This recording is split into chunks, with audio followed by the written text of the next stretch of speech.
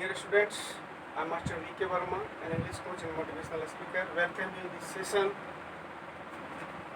Students, मैं last classes में बताया था आपको टाइम मेंटेनेंस चैप्टर में व्हाट इज टाइम मेंटेनेंस, उसके बाद बताया था इसमें एक essential topic S plus B plus O, चूँकि यह एक रीड है, बैकबोन ऑफ इंग्लिश है जिसको हमको समझना होता है। तो लास्ट चैप्टर में बताया था आपको सब्जेक्ट क्या है। आज मैं आपको वर्ब और ऑब्जेक्ट बताना जा रहा हूँ और इसे आप गंभीरता से देखिए, ध्यानपूर्वक देखिए, कॉपी कलम निकाल लीजिए सामने। तो मैं बताया था अब S plus V plus O और ओ डब्ल्यू, इसी तीन चीज पर इंग्लिश टिकी हुई है, इसलिए मैं आपको ये चीज बता दिया था। आज मैं इस वर्ब के बारे में बताने जा रहा हूँ। वी का मतलब होता है वर्ब, इसका हिंदी होता है क्रिया। अब क्रिया क्या है? क्रिया का मतलब होता है जिससे किसी काम का करना या होना समझा जाता है। इट मीन्स यह एक एक्शन वर्ड है। वर्ब एक एक्शन वर्ड है जिससे किसी भी कार्य के करने या होने का बोध होता है। ठीक है, इसलिए हम इसको लिख सकते हैं a word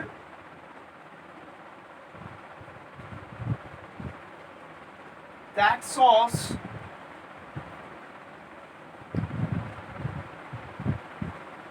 doing or being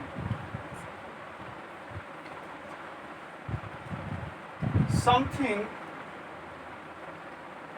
is known as verb. It is an action word. Dear students, मैं अभी आपको बता रहा हूँ एक ऐसा शब्द जिससे किसी कार्य का करना या होना समझा जाता है, वह वर्ब कहलाता है, क्योंकि यह एक एक्शन वर्ड भी है। अब कैसे इसको हम सीखेंगे कि डूइंग क्या है। फॉर एग्जाम्पल हम देखते हैं I M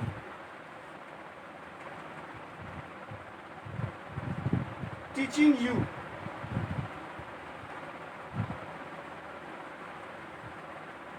Radha is selling fruits. Dear students, आप यहाँ देखेंगे आई जो सब्जेक्ट है कुछ कार्य कर रहा है। क्या कर रहा है? तो टीचिंग का कार्य कर रहा है, इससे किसी कार्य के करने का बोध होता है। दूसरा सेलिंग, सेलिंग का मतलब होता है बेचना, तो यहाँ बेचने का कार्य हो रहा है। हम देख रहे हैं यह एक, पहले तो यह एक एक्शन वर्ड है क्योंकि यह कार्य चल रहा है, कार्य हो रहा है, कार्य का होने का बात होता है। क्या होता है? एक्शन वर्ड का मतलब होता है कार्य रूप शब्द। यहाँ पढ़ाने का कार्य है और यहाँ बेचने का कार्य है, तो ये दोनों कार्य होने का बोध कराता है, इसलिए कहते हैं ये word that is so that such doing is called verb. दूसरा देखते हैं she is a dancer, I am a teacher. Dear students, आप देखिए टीचिंग और सेलिंग से डूइंग का बोध हो रहा था, किसी कार्य का करने का बोध हो रहा था। बट यहाँ she is a dancer, she is a teacher, यहाँ पर कोई कार्य नहीं किया जा रहा बल्कि उसकी पहचान बताया जा रहा है कि वह एक डांसर है, वह एक टीचर है, मैं एक टीचर हूँ। ये इससे बीइंग का बोध होता है। वो पढ़ा रहे हैं, टीचर होंगे, वह डांस कर रहे हैं, ये डांसर होगी, तो इसे किसी का होने का बोध होता है। She is a nurse, she is a nurse. अब यहाँ से उसका नर्स होने का बोध होता है। वह क्या है? वो एक नर्स। तो हमारा ये परिभाषा पुष्ट होता है, ये परिभाषा पुष्ट करता है कि ये वर्ब जो है एक एक्शन वर्ड है जो यह किसी कार्य के बीइंग और डूइंग को दिखाता है। डूइंग से मतलब कार्य करने से है और बीइंग का मतलब किसी का कुछ होने से है। ही इज अ फार्मर मतलब क्या है, वह फार्मर है। यहाँ पर वर्ब का मतलब क्या है, फार्मर होने से।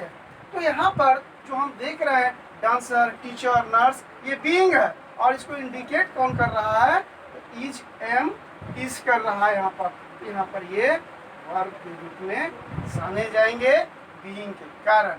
यहाँ पर एम टीचिंग, यहाँ पर इज सेलिंग, वर्ब के रूप में जाने जाएंगे डूइंग के रूप में। ठीक है डियर स्टूडेंट्स, तो आपने देखा वर्ब क्या है, तो वर्ब एक एक्शन वर्ड है जो किसी कार्य के कराने का बोध करता है या किसी व्यक्ति के कुछ होने का बोध कराता है।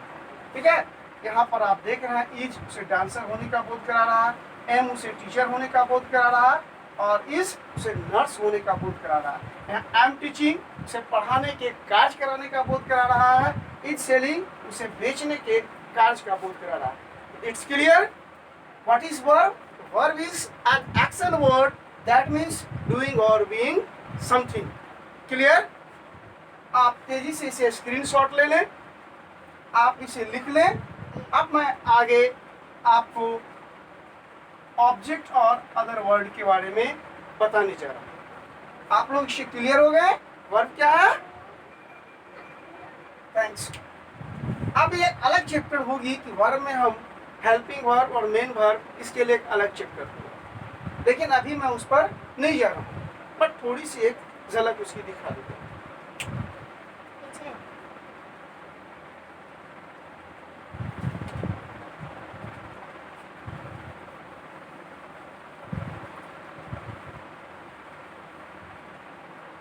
जनरली हम वर्ब को दो फॉर्म में जानते हैं। एक फॉर्म मेन वर्ब के रूप में जाना जाता है और दूसरा फॉर्म हेल्पिंग वर्ब के रूप में जाना जाता है। इस पर हम एक अलग टॉपिक ही बताएंगे, पढ़ाएंगे, लेकिन चूंकि ये इंट्रोडक्शन टॉपिक है इस वजह से थोड़ी सी आपको इंट्रोडक्शन करा देता हूँ। मेन वर्ब अर्थात मुख्य क्रिया, हेल्पिंग वर्ब का मतलब जैसा कि नाम से पता चलता है सहायक क्रिया।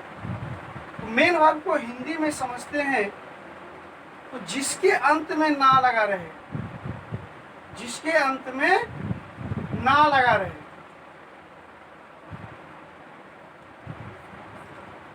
वह मेन वर्ब होता है। जैसे खाना, आप देख रहे हैं ना, पीना, दौड़ना,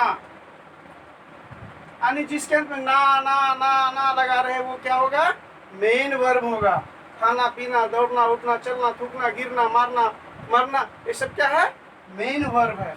इसी को इंग्लिश में हम लोग कहते हैं read, write, play, sing, go, कम, ये सब क्या होंगे, मेन वर्ब हो गए। क्यों? क्योंकि इसके हिंदी के अंत में नाना लगा हुआ है, खाना, पीना, दौड़ना।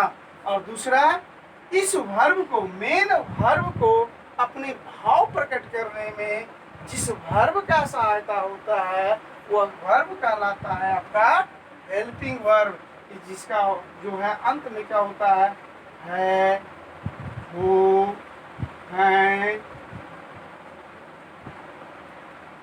था, थे, थी, अर्थात इंग्लिश में am, is, are, was, were, ये सारे जो इस प्रकार के वर्ब होते हैं वो हेल्पिंग वर्ब कहलाते हैं। और यह हेल्पिंग वर्ब क्या करता है, मेन वर्ब को सहायता करता है अपने अर्थ को एक्सप्रेस करने में। इसलिए am, is, are, was, were, have, has, had, ये सारी चीज जो भी हैं ये क्या कहलाएंगे, हेल्पिंग वर्ब कहलाएंगे। और read, write, play, sing, go, come main verb कहलाएंगे।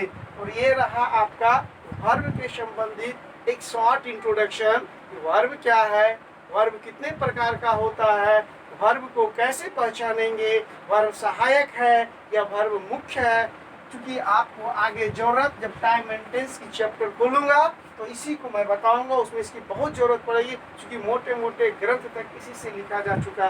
लिखना, पढ़ना, बोलना इसी structure S plus B plus O से आएगी। ठीक है, आप इसे स्क्रीनशॉट लेकर रख सकते हैं। समझने के लिए आप इस वीडियो को बार बार आप देख सकते हैं, खूब बेहतरीन तरीके से समझने के लिए। तो अब मैं आगे ऑब्जेक्ट की ओर चल रहा हूँ।